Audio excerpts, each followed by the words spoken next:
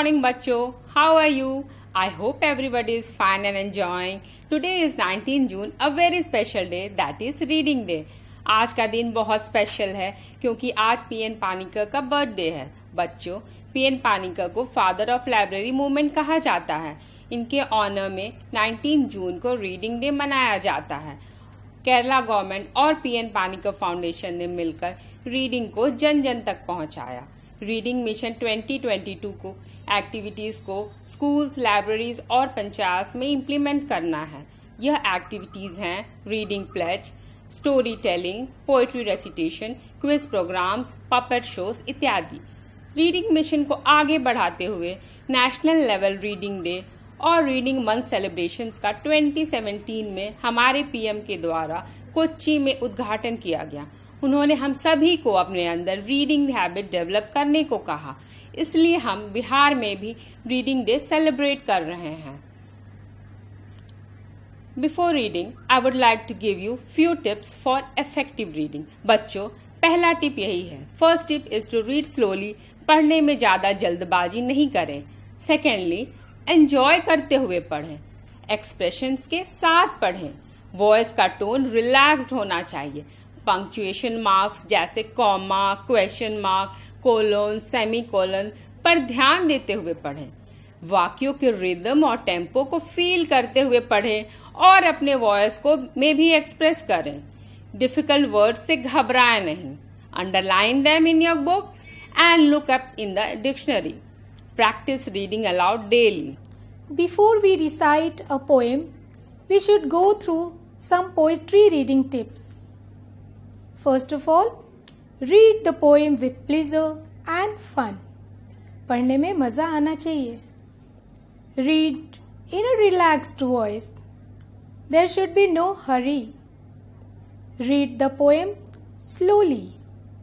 Maintain the pause, rhythm, and tone. Read with correct pronunciation. Highlight the difficult words to look up in the dictionary and note down in your notebook. Mood of the poem should be reflected.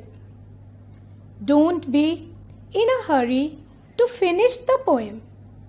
Emphasize the sound, play in the poem. Read according to the punctuation mark, that is colon, semicolon, comma, question mark, exclamation, etc. Read the poem again and again to improvise your reading. Hello बच्चों, a very warm good morning to you all. कैसे हैं आप सब? Hope everybody is fine and enjoying. As you know, today is 19th June, a very auspicious day, that is celebration of Reading Day in Bihar. बच्चों, क्या आपने कभी परी की कथाएं यानी फेरी टेल्स पढ़ी हैं? क्या आपको लगता है कि ये स्टोरी सच होती हैं? ऐसी ही एक स्टोरी आपके क्लास 10th की बुक पैनोरमा पार्ट 2 में है, जिसका नाम है Martha. That has been written by a modern British poet Walter de la Mare. और वॉल्टर डे ला मेयर ने बच्चों के लिए बहुत अच्छी अच्छी पोएम्स लिखी हैं.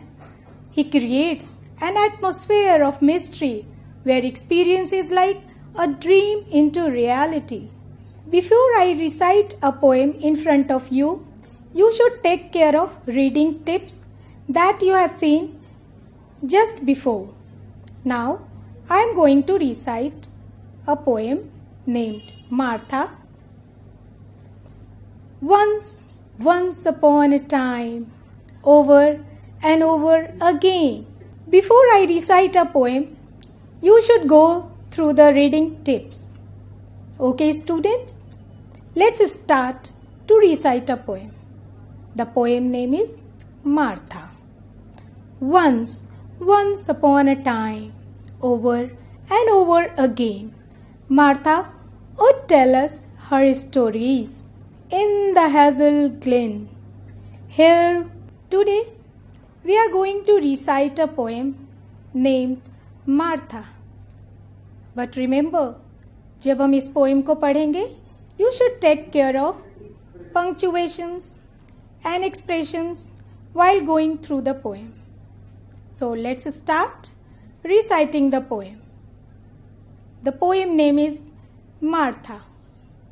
Once upon a time, over and over again, Martha would tell us her stories in the hazel glen.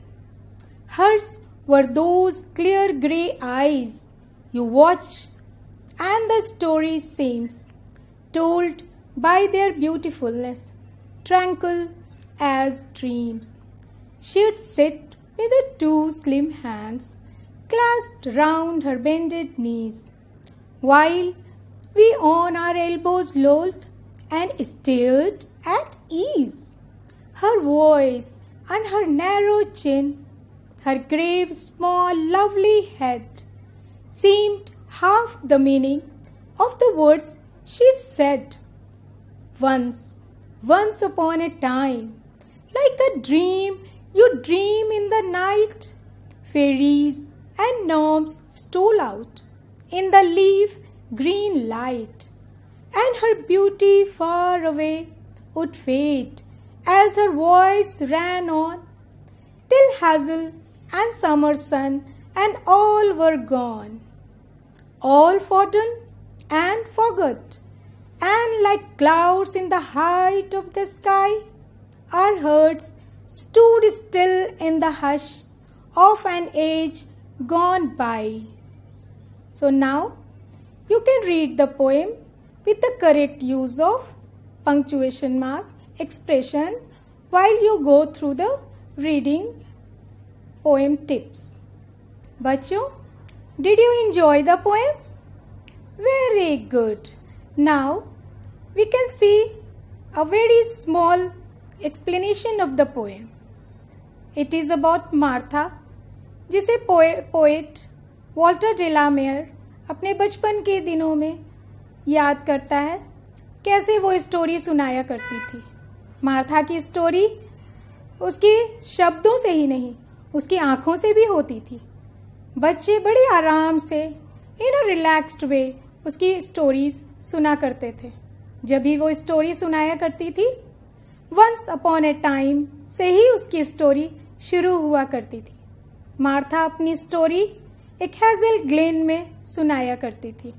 बच्चे उनकी स्टोरी सुनकर बहुत ही खुश हुआ करते थे और वो बड़े आराम से बहुत शांत होकर मार्था को देखते रहते थे। उनकी स्टोरी में एक आनंद छुपा होता था। They also very enjoy and feel like a dream into reality. You should know about Martha. She is a great storyteller. That is all. Thank you. नमस्कार बच्चों, कैसे हैं आप? आज मैं आपको एक अत्यंत महत्वपूर्ण दिन अर्थात रीडिंग डे के विषय में कुछ बताते हुए कविता पढ़ाने के और पढ़ने के कुछ नियम बताऊंगी, जिसमें पहला नियम है कविता और कहानी को पढ़कर समझना। दूसरा है स्पष्ट उच्चारण के साथ पढ़ना। तीसरा भाव तथा चढ़ाव के साथ कविता को पढ़ना। उतार तथा चढ़ाव के साथ कहानी को पढ़ना। विराम चिन्ह के साथ समझ के साथ पढ़ना। अनुच्छेद पढ़कर समझना। कविता को कवि अथवा कहानीकार के परिचय कविता के कवि अथवा कहानीकार का परिचय करवाना। कविता अथवा कहानी को पढ़ने के लिए उसके भावार्थ की समझ भी होनी चाहिए। कठिन शब्दों को रेखांकित कर उसका अर्थ लिख लेना चाहिए। पठन पाठन के समय पाठक को स्वयं को इस कविता के साथ जोड़ कर रखना चाहिए। अपना परिचय भी उसके साथ करते रहना चाहिए। घटना का वर्णन अवश्य करना चाहिए। नमस्कार बच्चों, आज मैं आपके सामने आपके क्लास 9th की एक कविता आ रही रवि की सवारी पढ़ाने जा रही हूँ, जिसके कवि डॉक्टर हरिवंश राय बच्चन हैं। इन कविता को पढ़ाने से पहले मैं आपको कवि हरिवंश राय बच्चन के विषय में 2 शब्द बताना चाहती हूँ। प्रस्तुत कविता आ रही रवि की सवारी बच्चन जी की कविता संग्रह निशा निमंत्रण से ली गई है। यह कविता कवि ने अपनी पहली पत्नी श्यामा देवी की मृत्यु के बाद लिखी थी। जीवन की निराशा को मस्ती में रूपांतरित कर लौटने वाले बच्चन के व्यक्तिगत जीवन में जब पत्नी की मृत्यु जैसी घटना घटी तो फिर से मधु के गीत वे नहीं गा सके। धीरे धीरे निष्क्रियता की परिधि से जब बाहर निकले तो अनायास ही एक दिन एक कविता उनकी भावनाओं को शब्द के रूप में अंतर से फूट पड़ी। यह निशा निमंत्रण की पहली पंक्तियां थी और साथ ही यह कवि का अपनी काव्य यात्रा के दूसरे चरण में प्रवेश भी। निशा निमंत्रण में बच्चन की काव्य प्रतिभा का विस्फोट हुआ है। इस कविता में निशा की व्यथा कथा समाप्त होती है और फिर भोर में आशा की पहली किरण फूटती है और कुछ ही देर बाद क्षितिज पर संभावनाओं का सूरज झांकता दिखाई देता है। यह सूर्य बच्चन के जीवन का नया सूर्य तो है ही, साथ ही राष्ट्रीय जीवन में स्वाधीनता और राष्ट्र के निर्माण का सूर्य भी है। ठीक है बच्चों, अब मैं आपको वो कविता पाठ करके सुनाना चाहती हूँ जिसे आपको मैंने पहले बताया। कविता डॉक्टर हरिवंश राय बच्चन की ही है, जिसका शीर्षक था आ रही रवि की सवारी। हम कैसे पढ़ेंगे ये जरूर आप ध्यान रखेंगे। नव किरण का रथ सजा है, कली कुसुम से पथ सजा है, बादलों से अनुचरों ने स्वर्ण की पोशाक धारी, आ रही रवि की सवारी। विहगबंदी और चारण गा रहे हैं कीर्ति गायन, छोड़कर मैदान भागी तारकों की फौज सारी, आ रही रवि की सवारी। चाहता उछलूं विजय कह या ठिठकता देख कर यह, रात का राजा खड़ा है राह में बनकर भिखारी, आ रही रवि की सवारी। कैसा लगा? आप अब इसको मेरे साथ साथ दोहराएं भी। ये जरूर याद रखें कि हर एक पंक्ति के साथ जहाँ विसर्ग है, जहाँ कॉमा है, जहाँ पूर्ण विराम है, उसका ध्यान आप अवश्य रखेंगे, क्योंकि मैंने भी उसी तरह से पढ़ा है। देखो बच्चों, अब कविता को मेरे साथ दोहराओ। नव किरण का रथ सजा है, कली कुसुम से पथ सजा है, बादलों से अनुचरों ने स्वर्ण की पोशाक धारी, आ रही रवि की सवारी। विहगबंदी और चारण गा रहे हैं कीर्ति गायन, छोड़कर मैदान भागी तारकों की फौज सारी, आ रही रवि की सवारी। चाहता उछलूं विजय कह पर ठिठकता देख कर यह, रात का राजा खड़ा है राह में बिन बनकर भिखारी, आ रही रवि की सवारी। सुप्रभात बच्चों, आपको पता है आज 19 जून है। 19 जून को हम पठन पाठन के रूप में मनाने जा रहे हैं। पठन पाठन ये 19 जून जो है पीएन पनिकर जो केरल के रहने वाले थे, उन्हीं के जन्मदिन के अवसर पर ये शुरू किया गया है।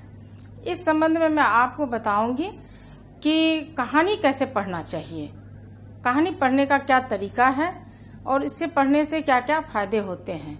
जब भी हम कहानी पढ़ें तो बोलकर पढ़ना चाहिए।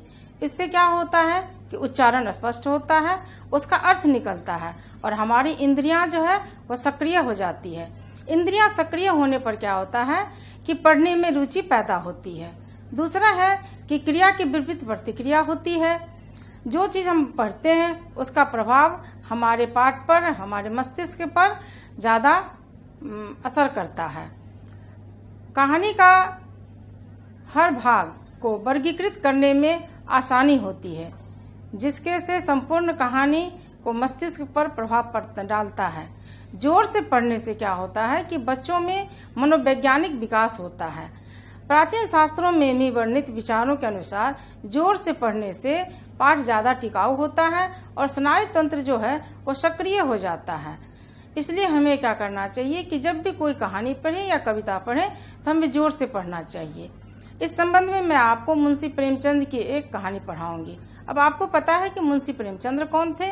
वो बहुत बड़े कथाकार थे, कहानीकार थे और उपन्यास सम्राट के नाम से जाने जाते थे। कहानी के क्षेत्र में उनका योगदान अविस्मरणीय है। उसने ऐसी परंपरा का विकास किया जिससे पूरी सदी को साहित्य का एक मार्गदर्शन किया है। उन्होंने साहित्य का यथार्थवादी परंपरा की नींव रखी। उनका लेखन हिंदी साहित्य की एक ऐसी विरासत है जिसके बिना हिंदी के विकास का अध्ययन अधूरा होगा। उनकी प्रमुख रचना है सेवा सदन, कर्मभूमि, निर्मला, गोदान, गवन इत्यादि। आपको मैं जो कहानी पढ़ा रही हूँ वो कहानी है बड़े घर की बेटी। अब इसका क्या कारण है, बड़े घर की बेटी को हमने क्यों लिया? बड़े घर की बेटी के द्वारा लेखक ने समाज को एक संदेश देना चाहा है। लेखक ने बड़े घर की बेटी कहानी के माध्यम से संयुक्त परिवार के महत्व को दर्शाया है। उनका मानना है कि रिश्तों और संबंधों की गहराई को समझ लेना जरूरी है। हम बड़ों का सम्मान कैसे करें, आपस में रिश्ते कैसे होने चाहिए, छोटे बड़े को प्यार कैसा करना चाहिए, ये महत्वपूर्ण होता है। अतः हमें उन रिश्तों को बनाए रखने चाहिए।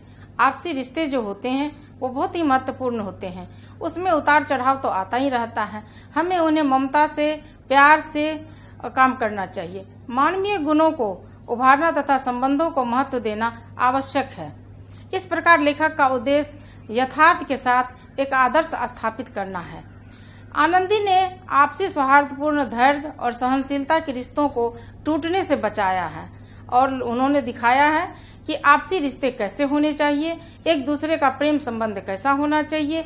जब हम संयुक्त परिवार में रहते हैं तो वहाँ खटपट तो होती ही रहती है, लेकिन उस रिश्तों को हम कटु नहीं होने दें, उसे हम प्रेम से बांध के रखें। यही उनका मूल संदेश था। अब मैं आपको पैराग्राफ पढ़ के सुनाऊंगी कि कैसे कहानी को पढ़ना चाहिए। आप जब कहानी पढ़ते हैं तो आप उसको देखिए कि कहाँ व्याकरण है, कहाँ कहावतें हैं, कहाँ मुहावरा है, उन सबको आप कोड कीजिए। कोई बातें जो समझ में नहीं आती हैं, जैसे कुछ शब्द जो होता है वो बहुत क्लिष्ट होता है, तो उस क्लिष्ट शब्द को हम क्या करें, अपने कॉपी में, नोटबुक में नोट कर लें, ताकि उसके बारे में हम डिक्शनरी से या शब्दकोश से उसे हम देख सकते हैं और उसका अर्थ हम जान सकते हैं। तो मैं आपको अब एक पैराग्राफ पढ़ के बताती हूँ कि कैसे उसको पढ़ना चाहिए, और पैराग्राफ पढ़ने के बाद आपको पता चलेगा कि कहानी पढ़ने का तरीका क्या है, कहाँ कोमा है, कहाँ फुल स्टॉप है, ये सब जानना भी जरूरी है। और आप जब घर पे जाइएगा तो कोई भी कहानी आप जब भी कहानी पढ़ें आप उसे जोर से पढ़ें, उच्चारण के साथ पढ़ें। जोर जोर से पढ़ने से क्या होता है, एक तो हम शुद्ध शुद्ध पढ़ते हैं और जहाँ भी कमी होती है उसे हम ध्यान से देख पाते हैं, सुन पाते हैं, और जो दोष होता है उसको हम दूर कर पाते हैं। इसीलिए हमें जब भी पढ़ना चाहिए तो जोर से पढ़ना चाहिए और उच्चारण के साथ साथ उसमें शुद्धता भी आएगी। अब मैं आपको पैराग्राफ पढ़ के दिखाऊंगी कि कैसे कहानी को पढ़ना चाहिए। अब मैं बताती हूँ कि आप कैसे कहानी पढ़िएगा। अब मैं आपको प्रेमचंद्र की कहानी बड़े घर की बेटी पढ़ के सुनाती हूँ।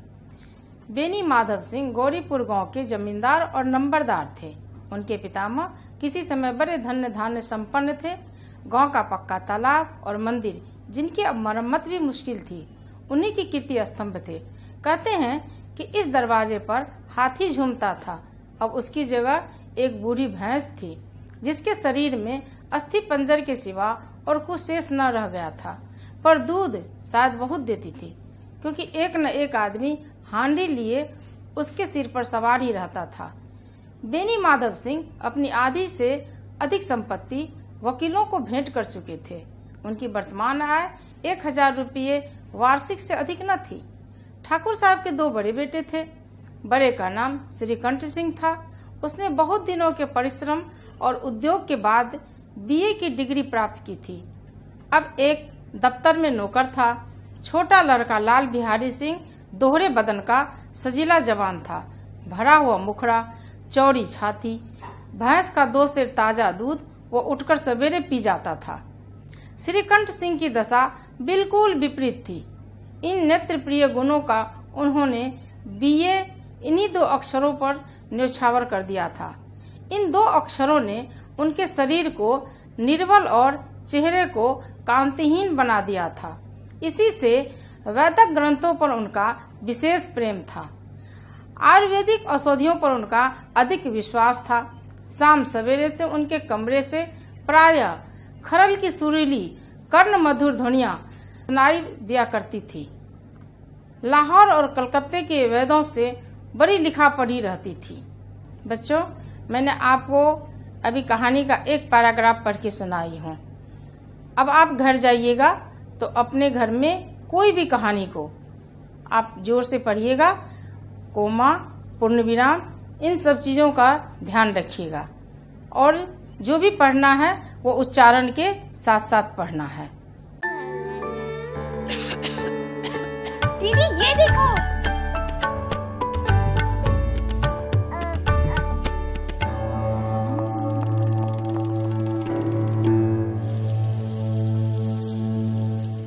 नोवेल कोरोना वायरस बीमारी को फैलने से रोका जा सकता है। खांसी और छींक के बाद और बच्चे को छूने से पहले अपने हाथों को साबुन से धोकर इसे फैलने से रोक सकते हैं। अपनी सुरक्षा के लिए हमारी मदद करें। अगर आपको खांसी, बुखार या सांस लेने में तकलीफ हो तो तुरंत नजदीकी स्वास्थ्य केंद्र जाएं या हेल्पलाइन नंबर 911123978046 पर संपर्क करें।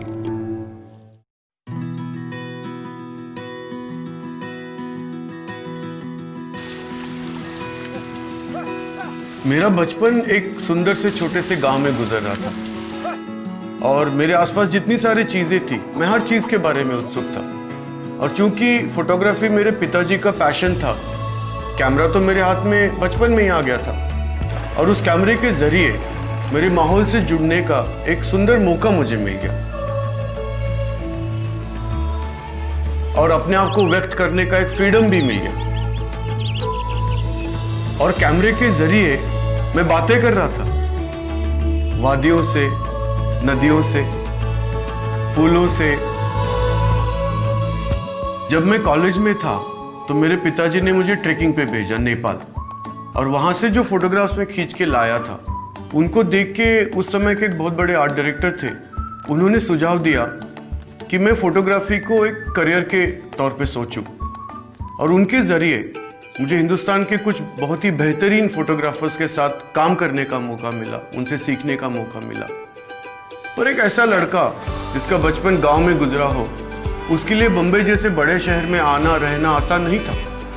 मुझे अंग्रेजी भी नहीं आती थी और फोटोग्राफी से रिलेटेड सारी किताबें तो अंग्रेजी में थी, तो मुझे अंग्रेजी भी सीखनी पड़ी। और कई बार मुझे ऐसा लगा कि ये मैं कर नहीं पाऊंगा, मेरे से नहीं होगा ये। पर ऐसे समय पे मेरे माँ बाप ने, मेरे फ्रेंड्स ने मुझे सपोर्ट किया, इनकरेज किया, और उनकी मदद से वो कठिन समय मैं पार कर गया।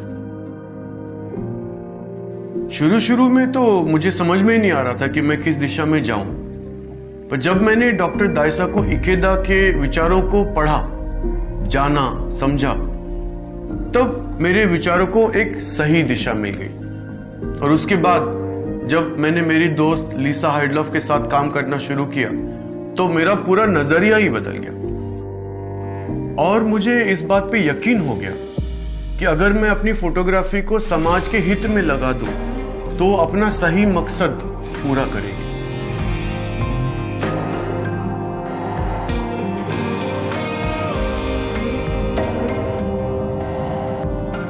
और इस नए मकसद को अपने दिल में लेकर मैं अपनी नई मंजिल पे चल पड़ा।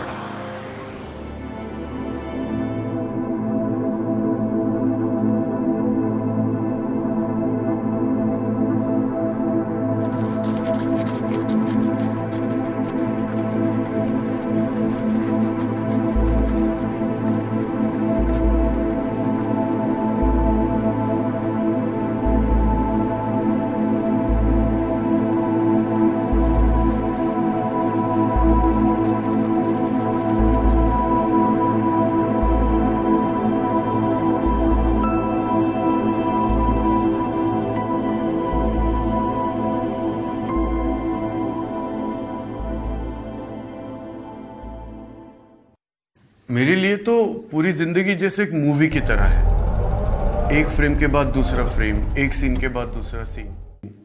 मुझे हर चीज में स्टोरी नजर आती है और ये जो पिक्चर्स आप अपने स्क्रीन पे देख रहे हो, ये उनमें से कुछ है जो मैंने अपने असाइनमेंट्स के लिए दुनिया भर घूमते हुए खींची हुई है।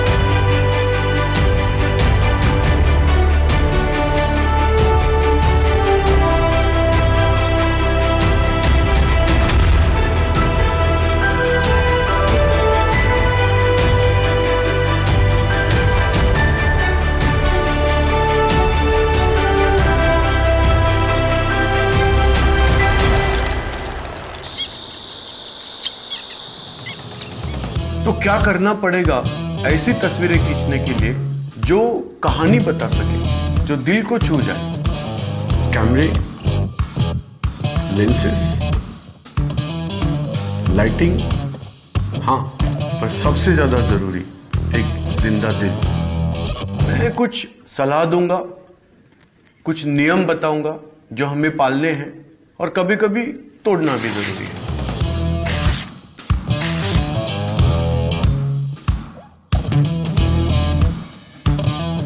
तो सबसे पहले जरूरी है कि कहानी को समझना। क्या ये आपकी कहानी है या ये किसी और की कहानी है जिसके लिए आप शूट करने जा रहे हो? अगर ये आपकी कहानी है तो इसको लिखना बहुत जरूरी है। ये कहना काफी नहीं है कि हाँ कहानी मेरे दिमाग में है, नहीं चलेगा। एक समय ऐसा आएगा जब आप और कहानी दोनों भी खो जाओगे। लिखना बहुत जरूरी है। मैंने कुछ अच्छे से अच्छे लोगों को भी ये गलती करते हुए देखा है, सोच के कि हाँ कहानी मेरे दिमाग में है, नहीं चलेगा। कहानी को पूरी गहराई में समझना जरूरी है। इस कहानी का मर्म क्या है, ये कहानी क्या कहना चाहती है, इस कहानी को बताना क्यों जरूरी है, इस कहानी को अभी बताना क्यों जरूरी है, इस कहानी को तस्वीरों के जरिए बताना क्यों जरूरी है, सिर्फ शब्दों में क्यों नहीं। मुझे हर एक सवाल का जवाब पूरी स्पष्टता से समझना जरूरी है, ताकि जब मैं शूट करने जाऊं तो परिस्थिति को और उससे जुड़े हुए सारे पहलुओं को उस नजर से देख पाऊं। नहीं तो हम कुछ ऐसी तस्वीरें खींच के ले आएंगे जो शायद खूबसूरत तो होंगी पर कहानी बताने में कामयाब नहीं होंगी। क्या इस कहानी का कोई पहलू ऐसा है जो समझ में नहीं आ रहा है? और अगर ऐसा है तो जिसने भी कहानी लिखी है उसको फोन करते हैं, उसको मिलते हैं, कहानी को समझ लेते हैं। उससे जुड़ी हुई अगर कोई चीजें हमें पढ़नी चाहिए तो पढ़ लेते हैं, इंटरनेट पे रिसर्च कर लेते हैं, जो भी करना पड़ता है कर लेते हैं, पर उसको समझ लेते हैं। कोई भी मुद्दा ऐसे नहीं रहना चाहिए जो मुझे समझ में नहीं आया। इसके बाद हमें एक टेस्ट करना है खुद के ऊपर कि क्या ये कहानी मैं अपने आप को सिर्फ 1 या 2 वाक्यों में समझा सकता हूं। अगर समझा सकता हूं तो बहुत अच्छी बात है, पर काफी नहीं है। एक और टेस्ट करना है, ये कहानी हमें किसी और को समझानी है। अगर वो जिसको आप कहानी समझा रहे हो वो आपकी कहानी समझ गया तो इसका मतलब है कि आप वो कहानी समझ गए हो और फिर आप शूटिंग के लिए जाने के लिए तैयार हो।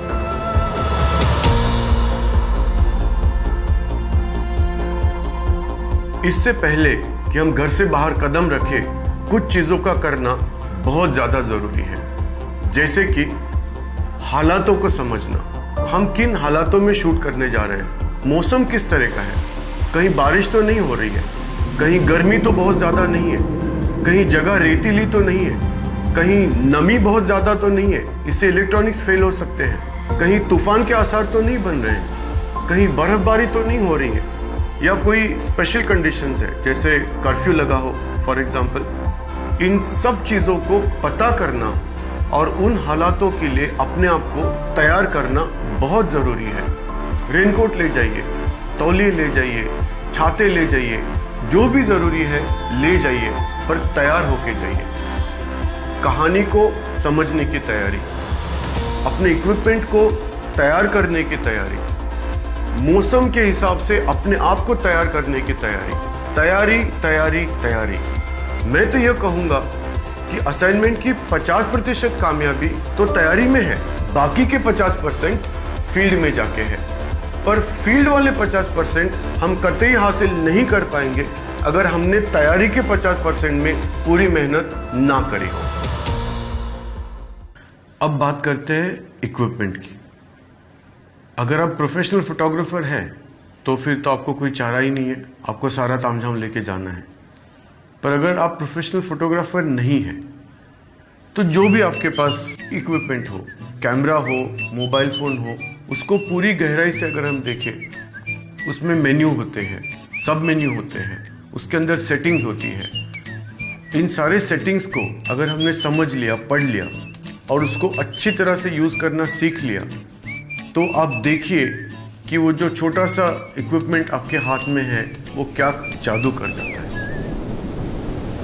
आखिरकार कहानी कैमरे और मोबाइल फ़ोन से नहीं, दिल से बनती है। ये जो डॉक्यूमेंट्री फिल्म आप अपने पर्दे पे देख रहे हैं, ये उस फिल्म की कुछ झलकियां हैं जिसको मैंने सिर्फ एक कैमरा और एक लेंस लेके शूट किया है। हाँ, सिर्फ एक कैमरा और सिर्फ एक लेंस।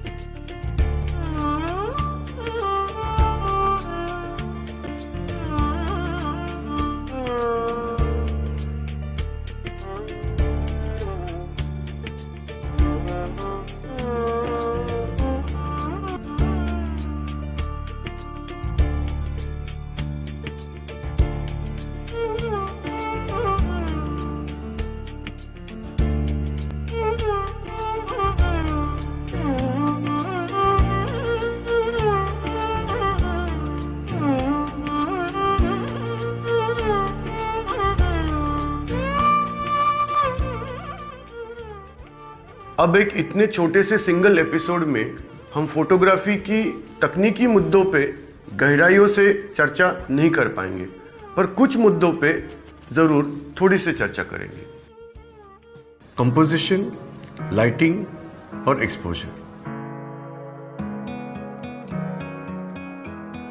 कंपोजिशन, अपनी फ्रेम की रचनाओं को बेहतर बनाने में हमें ये समझना जरूरी है कि हमारी आंखें किस तरह से काम करती है, पहले किस चीज को देखती है, बाद में किस चीज को देखती है, किस तरफ से किस तरफ जाती है, ये समझना जरूरी है ताकि हम अपनी फ्रेम के अंदर जो चीजें हैं, लोग हैं, उनको इस तरह से रचाएं कि उसके जरिए कहानी को एक प्रभावशाली तरीके से बता सके।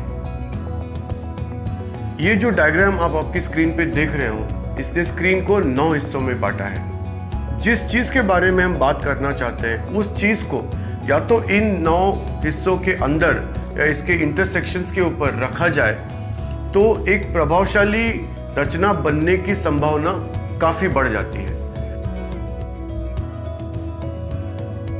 पर जरूरी नहीं है कि आपको यही रूल हमेशा फॉलो करना है। जैसे जैसे आपकी क्रिएटिविटी बढ़ती जाएगी तो आप पूरी आजादी ले सकते हैं।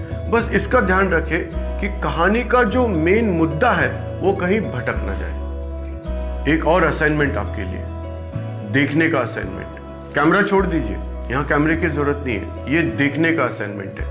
फील्ड में जाइए और देखिए, सिचुएशन को कहानी के हिसाब से देखिए, नजदीक से देखिए, दूर से देखिए, नीचे से देखिए, ऊपर से देखिए, राइट से देखिए, लेफ्ट से देखिए। और हर बार जब आप अपना पोजीशन चेंज कर रहे हो तो इस चीज को भी ध्यान रखें कि किस तरह से उसका मतलब भी बदलता जा रहा है। इसको देखने की और समझने की क्षमता को अपने आप में विकसित करना बहुत जरूरी है, ताकि जब आप असाइनमेंट के लिए जाओ तो सही जगह पे पहुंच के सही मौके को सही तरीके से आप पकड़ पाओ।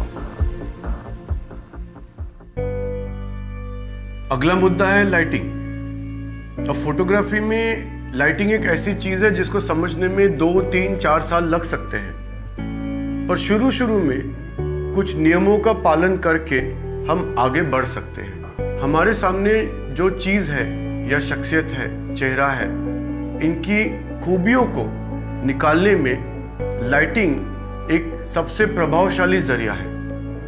अगर लाइट हमारे पीछे रही, कैमरे के पीछे रही और सीधी हमारे सब्जेक्ट पे गिर रही हो तो हो सकता है कि उसके अंदर की खूबियां ना निकल पाए। पर अगर लाइट को थोड़ा सा राइट में या थोड़ा सा लेफ्ट में ले जाए तो हो सकता है कि उसके अंदर की खूबियां बहुत अच्छे तरीके से निकल पाए, जैसे कि आप अपने पर्दे पे देख रहे हो अभी। पर जरूरी नहीं है कि ये एक सेट फॉर्मूला है या रूल है। जैसे जैसे आपकी लाइट को देखने की और समझने की क्षमता बढ़ती जाएगी, आप आज़ादी से उसका इस्तेमाल कर सकते हैं। हम लाइट को जितना देखेंगे, जितना समझेंगे, उतना ही उसको प्रभावशाली तरीके से उपयोग कर पाएंगे। अगला मुद्दा है एक्सपोजर। एक्सपोजर का मतलब है कि आप कैमरे के अंदर कितनी लाइट को जाने दे रहे हैं। अगर ज़रूरत से ज़्यादा लाइट कैमरे के अंदर चले गई तो इमेज फीकी हो जाती है। उसको तकनीकी भाषा में बोला जाएगा ओवर एक्सपोजर। और उसी तरह से अगर ज़रूरत से कम लाइट कैमरे में चली जाए तो उसको कहा जाएगा अंडर एक्सपोजर, जिसमें कि इमेज हमारी काली हो जाएगी। एक संतुलित एक्सपोजर को नियंत्रित करने के लिए हमारे पास दो जरिए होते हैं, शटर स्पीड और एपर्चर। शटर कैमरे के अंदर होता है एक पर्दे की तरह, और शटर स्पीड को तय करके हम ये तय कर सकते हैं कि लाइट कैमरे के अंदर कितनी देर के लिए जाएगी। एक्सपोजर को नियंत्रित करने के लिए दूसरा तरीका हमारे पास है एपर्चर, और ये एपर्चर इस तरह से काम करता है।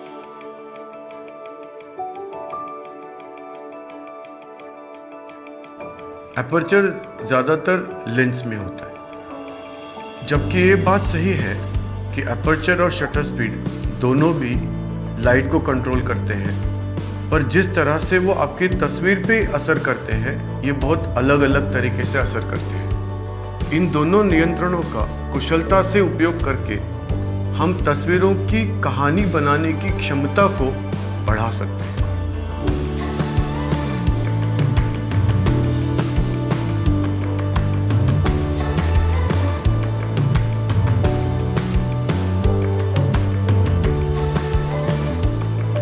और एपर्चर आपको डेप्थ ऑफ फील्ड यानी कि शार्पनेस की सीमा को नियंत्रित करने के लिए मदद कर सकता है।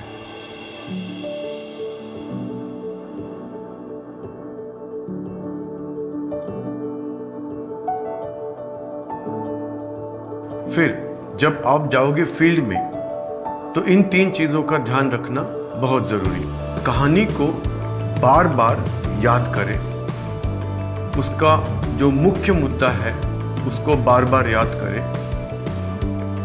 एक प्रिंट आउट भी साथ में रख लीजिए, हमेशा काम आता है। कैमरे को प्यार से इस्तेमाल कीजिए, उसके साथ रिश्ता बना लीजिए, उसको अपना दोस्त बना लीजिए, ना कि कोई बेजान यंत्र समझ के उसको विरक्ति से यूज किया जाए। ये बात सुनने में शायद थोड़ी अजीब लग रही हो, पर जब कैमरा आपका दोस्त बन जाएगा, आपके साथ काम करने लगेगा, तो आपकी तस्वीरों में भी एक अलग तरह का जादू उभरने लग जाएगा।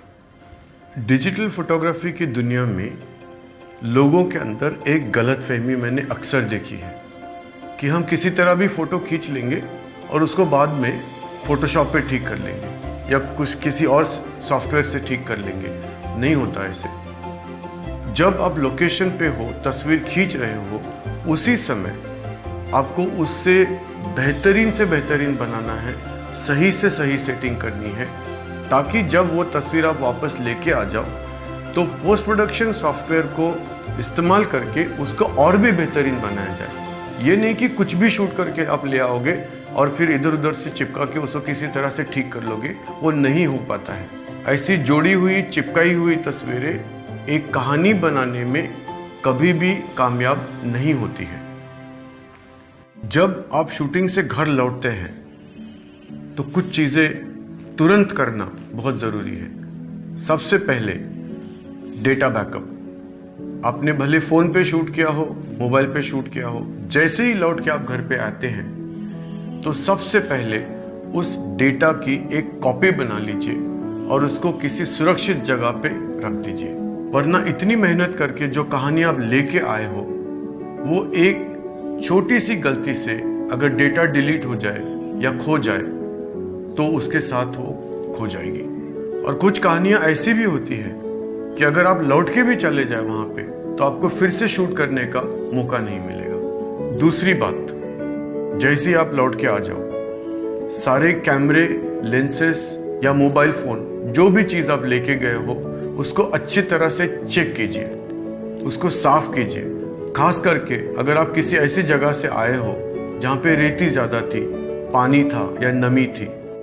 अंत में, अगर आपको एक प्रोफेशनल फोटोग्राफर बनना है तो ऐसी क्या चीज़ आप में होना ज़रूरी है जिसकी वजह से लोग आपको बुलाएं उनकी कहानियाँ बताने के लिए। इजाज़त दीजिए मुझे आपके साथ शेयर करने के लिए उनके अपने शब्दों में दुनिया के कुछ बेहतरीन डायरेक्टर्स, क्रिएटर्स, प्रोड्यूसर्स ने मेरे साथ काम करना क्यों पसंद किया।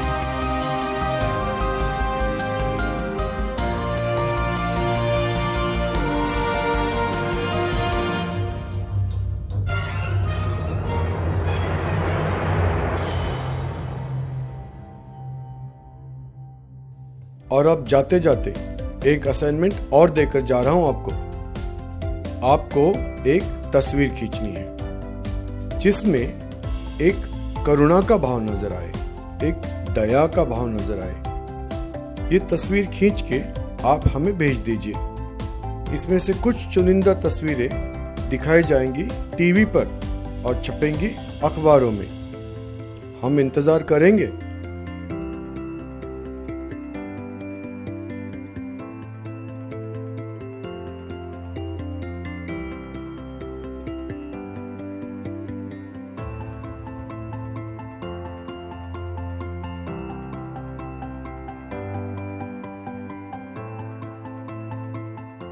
Hello everyone, welcome to the class. As you all know, this week we are celebrating Reading Week and today 19th June is Reading Day.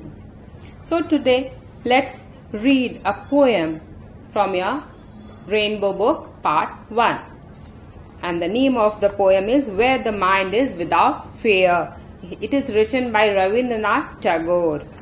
Tagore was not only a great lyric poet but also a novelist, dramatist, philosopher and a nation builder. इनकी Bangla epic Geetanjali, जिसके लिए इन्हें 1913 में Nobel prize भी मिला, से सम्मानित किया गया था। ये पोएम उसी से लिया गया है। This poem is a prayer to God to awaken the country from slavery to freedom.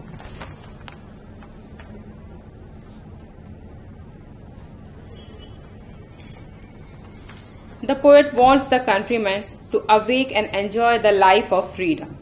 India अंग्रेजों के अधीन था। फ्रीडम एक सपने के समान था। This poem becomes the true bearer of freedom. Poet wants his countrymen to awaken and to be enlightened and educated. He wished to the people to be honest and open-minded. Tagore भगवान से प्रार्थना करते हैं कि हमारा देश ऐसा हो जहां knowledge is free and head is held high. बच्चों, आज की क्लास को आपने एंजॉय किया। आज हमने लाउड रीडिंग किया, लेकिन reading is of two types, silent and loud reading. Reading is a great time pass. Read anything, be it a magazine, newspaper, etc. according to your interest. आज इस reading day के दिन हम एक oath लेंगे, हम सभी एक प्रतिज्ञा लेंगे. तो चलिए बच्चों, हम प्रतिज्ञा लेते हैं.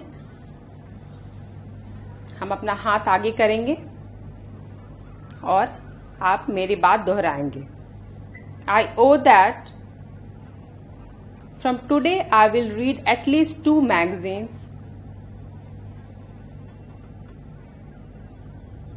or any book of my interest weekly.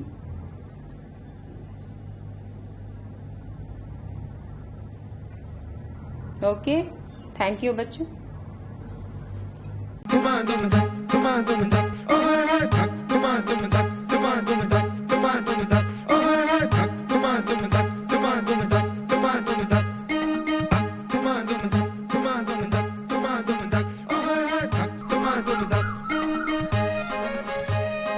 Sheila, ऊंची कूद। मयूरी, लंबी कूद। सुनीता, लंगड़ी टांग। और रीटा, 100 मीटर दौड़।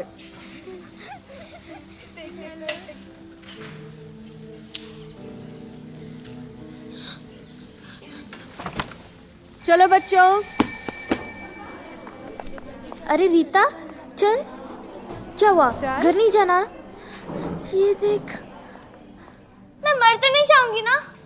ओह, अरे बुद्धू, ऐसे कैसे मर जाओगी? मैं हूं ना। बस इतनी सी बात और इतना बड़ा मुंह फुला लिया। ये तो मेरे साथ भी होता है और इसके साथ भी। चल, रास्ते में सब समझा। अरे रुको रुको रुको रुको, एक पहेली सुलझाओगी? तो कैसी सहेली है यार, इस हालत में भी पहेली? हाँ यार रुखसार, कैसी सहेली है तू? तू तो चुप ही करा। रीटा, जो तेरे साथ अभी हुआ कुछ समझ आया? नहीं तो हुई ना ये भी एक पहेली। देख, तू मेरी पहेली सुलझा तो तुझे ये पहेली भी समझ आ जाएगी। देखो, कैसा ये रिश्तेदार जो हर महीने आता, इसके स्वागत में हुलिया बदल जाता, जो इसे सुलझाएगी पहेली की सहेली कहलाएगी कहलाएगी। मेरे मामा हो सकते हैं। अरे नहीं नहीं, मेरे मौसा। नहीं, फिर कौन? चलो, तुम्हें ना तुम्हारी आंगनवाड़ी भाभी ही समझाएगी। हाँ, चलो जल्दी। भाभी, इतना भी भाव मत खाओ ना, बताओ ना। अरे खीर थोड़ी है जो फटक से परोस दूं। अच्छा चलो, मैं अभी एक कहानी सुनाती हूँ, पहेली समझ जाओगी। तुम जैसी ही एक लड़की थी जिसका नाम था मालती।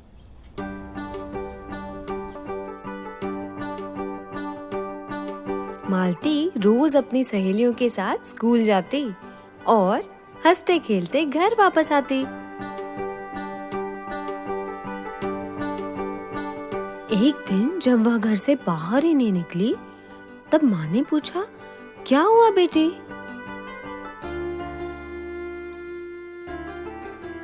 सिसकी लेते हुए मालती ने अपनी कुर्ती पर लगा लाल धब्बा दिखाया। माँ ने समझाया, अरे इसे कहते हैं महीना। ये वो रिश्तेदार है जो हर महीने आता और इसके पहले ही स्वागत में हुलिया बदल जाता।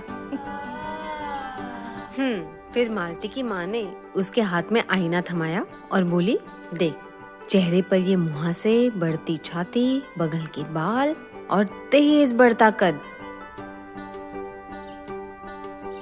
ऐसे बदल जाता है हुलिया?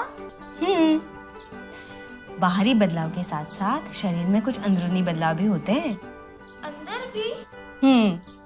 समझाती हूँ। जन्म से ही हर लड़के के पेट के नीचे वाले भाग में अंदर की तरफ कुछ अंग होते हैं जिन्हें स्त्री प्रजनन अंग कहते हैं। इनमें से 2 अंग थैलियों जैसे होते हैं जिन्हें अंडाशय बोलते हैं। ये अंडाशय लाखों छोटे छोटे अंडों से भरे होते हैं। जब लड़की 9 से 10, 11 से 12 या 13 से 14 साल की हो जाती है ना, तब इन अंडों को घूमने का मन करता है। हर महीने एक अंडा किसी एक थैली में से निकलता है और एक अंडवाहिनी से होकर पहुंच जाता है बच्चेदानी यानी गर्भाशय तक। अच्छा सुनो, बच्चेदानी वो अंग है जिसमें गर्भ धारण होने पर बच्चा पलता है। बच्चेदानी के अंदर एक मोटी गुदगुदी परत बन जाती है ताकि अगर बच्चा ठहर जाए तो इस गुदगुदी परत में सुरक्षित रहे। यदि अंडाशय से निकलने के 2 दिन के अंदर अंडे का मिलन पुरुष के शुक्राणु से हो जाए तो गर्भ धारण हो सकता है, लेकिन ज्यादातर ऐसा होता नहीं है। भाभी, क्योंकि मैं छोटी हूँ और स्कूल जाती हूँ, है ना? बिल्कुल सही। क्योंकि अंडे का मिलन पुरुष के शुक्राणु से नहीं होता, वो निकल जाता है और बच्चेदानी को परत की जरूरत नहीं रहती। इसीलिए ये खून की परत धीरे धीरे टूट के गिरने लगती है और बाहर निकल आती है। इसी प्रक्रिया को महीना कहते हैं। ओह, तो जो हर महीने निकलता है वो खून की परत है? और ये प्रक्रिया अलग अलग लड़कियों में 3 से लेके 7 दिन तक चल सकती है। देखो, ये महीना है और ये हर महीने आएगा और ये बिल्कुल आम सी बात है। बाप रे बाप, अब जाके जान में जान आई। मैंने तो सोचा था कि मैं मरने वाली हूँ। चलो, मरना तो कैंसिल, पर मैं दौड़ तो पाऊंगी ना? बिल्कुल। हवाओं में शोर है ये चर्चा, रोर है तेरे पंख है तैयार, ना रुकती तेरी अब रफ्तार, हौसलों में आ गई जान, तेरी ही जीत का है ये फरमान। ऐसी उड़ान लगा, पंछियों से आँख मिला, ऐसी उड़ान लगा, पंछियों से आँख मिला। पहेली की सहेली है तू, पहेली की सहेली। अरे, पहेली की सहेली है तू, ये एक और पहेली। अरे, इस बार मैं सुलझाऊंगी। नहीं, मैं सुलझाऊंगी। मैं नहीं सुलझाऊंगी। अरे, अरे, क्या कर रही है? खींचो मत।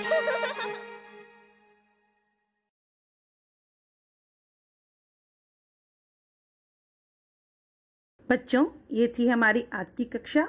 आशा करती हूँ आज के एपिसोड में पढ़ाए गए पाठों पर आपकी अच्छी समझ बनी और साथ ही महत्वपूर्ण बिंदुओं को आपने अपनी कॉपी पर नोट किया है।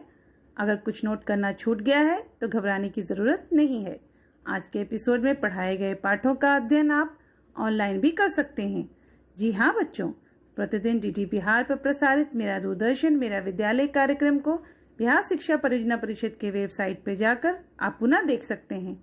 इसके लिए आपको बिहार शिक्षा परियोजना परिषद की वेबसाइट www.bepcssa.in पर जाकर डिजिटल लर्निंग सेक्शन में अपनी कक्षा को चुनकर अपनी पढ़ाई जितनी बार चाहे उतनी बार करना है।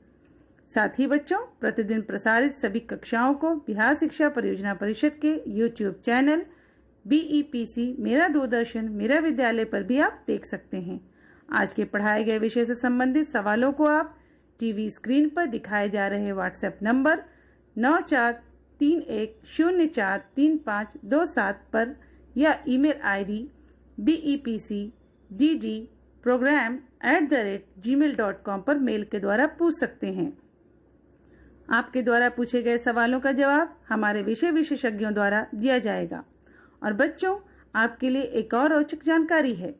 आपकी स्वरचित कहानी, कविता या पेंटिंग को या इनके छोटे छोटे 2 से 3 मिनट के वीडियो को बनाकर आप अपना नाम, कक्षा, विद्यालय का नाम, प्रखंड का नाम एवं जिला के नाम के साथ टीवी स्क्रीन पर दिखाए जा रहे व्हाट्सएप नंबर तथा ईमेल ID पर भेज सकते हैं। आपके चयनित कविता, कहानी या पेंटिंग को आने वाले एपिसोड में दिखाया जाएगा। तो बच्चों, इसी तरह आप मेरा दूरदर्शन मेरा विद्यालय कार्यक्रम को देखते रहिए और अपनी कक्षाओं में पढ़ते रहिए।